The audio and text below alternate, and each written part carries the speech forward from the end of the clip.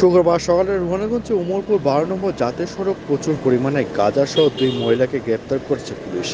ধৃতদের নাম নিতু রায় এবং প্রীতি রায়। ধৃতদের বাড়ি দার্জিলিং জেলার মাটিগাড়া থানার ভাঙালপুর এলাকায়। এদিন তারা উমরপুরের অপেক্ষা করছিল। তাদের দেখে সন্দেহ হওয়ায় পুলিশ আটক করে জিজ্ঞাসাবাদ করে। তল্লাশি চালিয়ে তাদের ব্যাগ থেকে গাঁজা উদ্ধার করে পুলিশ তাদের গ্রেপ্তার করে।